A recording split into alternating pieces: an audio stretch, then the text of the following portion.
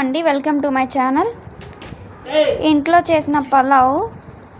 మేము చేసే పలావ్ చిన్నపిల్లలు కూడా తినొచ్చండి, అంత లైట్ స్పైసీతో ఉంటుంది. 3 స్పూన్స్ నెయ్యి వేసుకొని కొంచెం ఆయిల్ వేసుకోవాలి. పలావ్ దినుసులు పక్కన పెట్టేద్దామండి. 2 చిన్నపాటి టమాటాలు, ఒక పెద్ద ఉల్లిపాయ, 3 పచ్చిమిరపకాయలు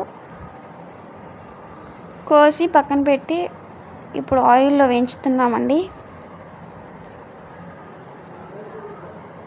ఇవి బాగా వేగిన తర్వాత పలావ్ దినుసులన్నీ వేసుకున్న తర్వాత కొంచెం కొబ్బరి తురుము పట్టిన మిక్సీ పట్టిన కొబ్బరి కొంచెం, అలాగే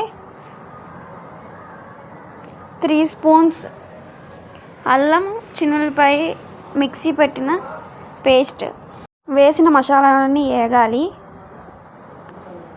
బాగా కొంచెం బ్రౌనిష్ వరకు వేయించుకోవాలి. తర్వాత కొత్తిమీర పుదీనా వేసాను, కొంచెం వేసుకున్నానండి. ఇవి వేగేటప్పుడే 2 స్పూన్లు కారం వేసుకున్నాను.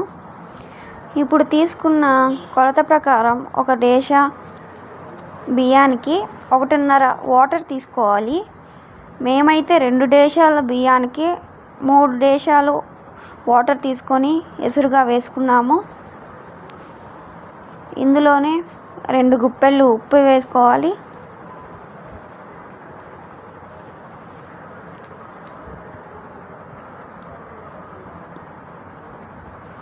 బియ్యాన్ని పక్కన పెట్టుకున్న బియ్యాన్ని మొత్తం ఈ ఎసురు తెరిలేటప్పుడే వేసేసుకోవాలి.